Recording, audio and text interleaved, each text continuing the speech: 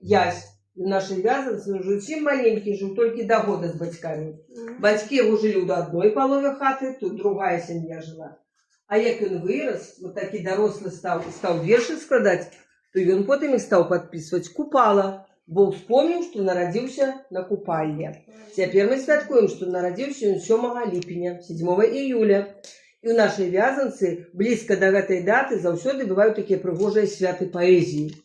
Про бацькоў. Бацькі яго жылі, і ён нарадзіўся вот у такой хаце. Бачыце, какая хата стаяла тут на гэтым месцы доўга-доўга. І музей пасля вайны жонка купала ў той хаце адчыніла. А хата называлася так, для арандатараў. І па-рускі была общежитие. Уваход быў праз адны дзверы, і тут людзі жылі. І мэбля была, і печ была. Толькі ў той старой хаце спачатку нават не было такой падлогі. Зямля была ўтаптаная. А вязанка, гэта прыгожая мясціна, належала вот гэтым панам замжыцкім. Гэта іх была зямля, іх былі будынкі, і нават гэта хата была іх.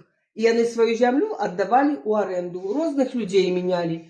Вот бацькі паэта нядоўга пражылі, але менавіта тут нарадзіўся хлопчык, які стаў знакамітым паэтам. А вот у той палове, дзе жылі, рэчы можаце паглядзець, да вяровачкай сфотаграфаваць. І вот у хаце у нас яшчэ ёсць такія бярвенні старыя. Хоць хата перабудавана, но гэта з той хаты. Вот. Ну, а яшчэ, бачыце, у нас такія моладзь святы ладзяць. Вот праз тыдзень будзе багач. Вясной бывае гуканне вясны. Ну, такія бываюць святы. Вот разглядайце, калі ласка. Дякую.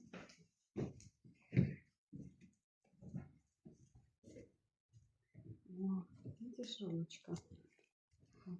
Вот в таких вот колысках, видишь, детки.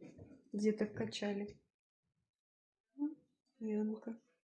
Попала до годика только он жил. Вот такой. На стене. Вот такой. Смотри, прялка. Ткали, пряли пряжу. И получались вот всякие такие рушники.